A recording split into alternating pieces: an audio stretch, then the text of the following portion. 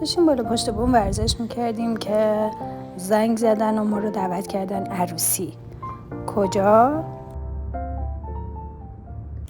بله، تاجیکستان. آرابی را کردیم، راه افتادیم رفتیم به سمت مشهد، چون پروازمون از مشهد به تاجیکستان بود. ولی متاسفانه به خاطر مشکلی که برای هواپیما پیش اومده بود ما مجبور شدیم چند ساعتی رو توی فرودگاه بمونیم. 10 سال پیش اینجا بودم، همین فرودگاه. وقتی رسیدیم ماشین فرستاده بودن دنبالمون. رسیدیم استراحت کردیم، فردا صبحش دعوت بودیم به خونه پدری عروس که عروسی روز اول نوروز بود. ما صبحونه رو اونجا خوردیم، یه صبحونه خوشمزه به اسم قروتی، و خودمون رو آماده کردیم برای فردا که عروسی بود و مراسم سمن و پزون.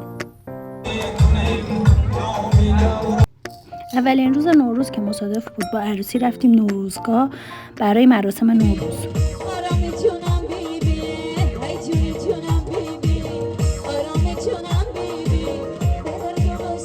تاجیکا نونای بزرگ و خوشمزه‌ای دارن. معمولا چای سبز میخورن، چای رو توی پیاله برای مهمون میارن، ولی ما که ایرانی بودیم برای ما چای سیاه دم کرده بودن. اون روز به خاطر عروسی کل خانم‌های محل جمع شده بودن و داشتن نون میپختن. غذای مجالس رسمی تاجیک‌ها آش پلو هست، ترکیبی از برنج و هویج و گوشت با روغن خیلی خیلی زیاد. ارادت خاصی به ایرانی‌ها دارن، اسم بچه‌هاشون رو میذارن خیام، تبریز، حافظ. جشن عروسی‌هاشون اینطوریه که اولی یه مراسمی میگیرن بهش میگن جشن دختران که فقط مخصوص خانواده عروسه. تو جشن دختران معمولا داماد شرکت نمی‌کنه. پذیراییشون اینطوریه که یه سفره یا یه میز رو پر میکنن از هرچی که دم دستشونه، آجیل، میوه، چای، شکلات، کیک، از این کیک‌های تولد، بعد نون مهمترین قسمتشه، نوشابه، و بعدش غذا رو میارن. حالا غذا رو هم با دست میخورن. یه بشقاب پر از آشپلو برای هر 2 نفر توی یه بشقاب سرو میکنن. روز بعدی عروس لباس عروس تنش میکنه و دوماد با یه دسته گل میاد دنبالش و میرن به یک جایی که عقد رسمی اونجا برگزار میشه. یه رسم دیگه که تاجیکا دارن اینه که اگه روی دخترشون اسم مادرشون رو بذارن یا روی پسرشون اسم پدرشون رو بذارن، اونها رو به اسم صدا نمیزنن. مثلا به پسرشون میگن حاجی بابا یا دخترشون رو صدا میزنن بیبی. تاجیکا میتونن با پول شماره پلاک رند بخرن. تاجیکا میتونن با پول گواهی نامه زودتر از سن قانونی بگیرن.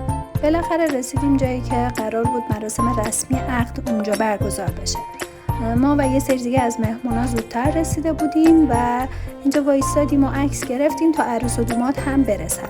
عروس و دوماد ساق دوش داشتن، یکی دوست عروس بود و یکی دوست دوماد. مراسم رسمی عقد برگزار شد. بعدش همگی سوار شدیم و به سمت خونه دوماد راه افتادیم. یه مراسم دیگه اونجا برگزار شد، همین قصه های آشپلو و اینا.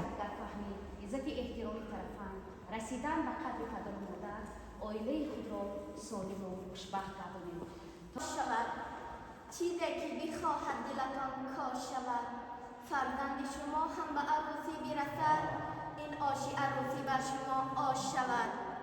شراب عشق در مینایتان باد، تراوت جلوه سیمایتان باد. برای زندگانی ای عزیزان، سعادت تا ابد هم پایتان باد. تو عروسیشون لباس رسمی تاجیکی میپوشن، یه پیراهن بلند با یه شلوار.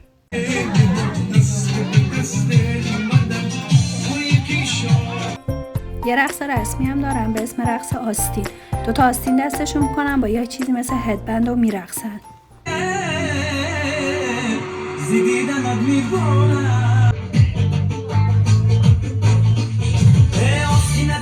خلاصه که بعد چند روز عروسی تموم شد و ما برگشتیم دوشنبه. بیایید یه گشتی تو بازار شهر دوشنبه بزنیم.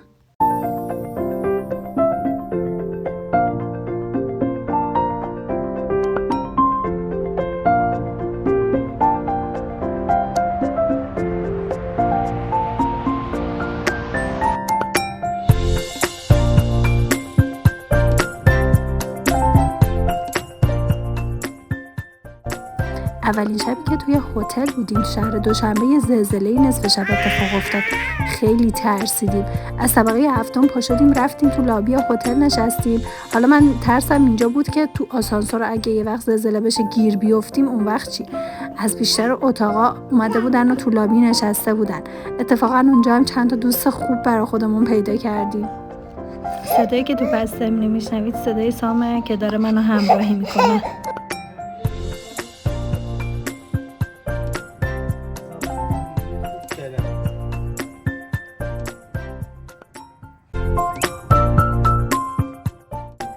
تاج که بالاش هست منصوب به تاج شاه اسماعیل سامانی. برای تاجیک‌ها برخلاف ما ایرانی‌ها لحظه تحویل سال اهمیت نداره، اما اولین روز نوروز خیلی براشون مهمه.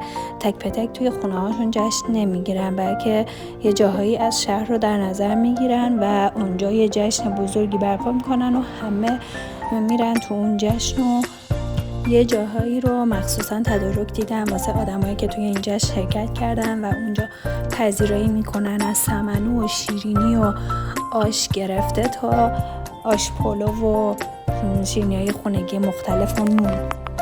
خوشمزه ترین غذایی که من توی تاجیکستان خوردم قروتی بود، با کشک و گوشت و نون و پیاز درست میشد و بدترین چیزی که خوردم اسمش شوربا بود. یه چیزی مثل آبگوشت ما ولی بدون رب و گوشتش تقریبا نپخته به نظر می اومد. آش پلو هم که ای وای. اینم اسمش کشکه ولی اصلا مزه کشک نمیده. اینم آش دوه به سبک تاجیکی. این مزه دوغ میده ولی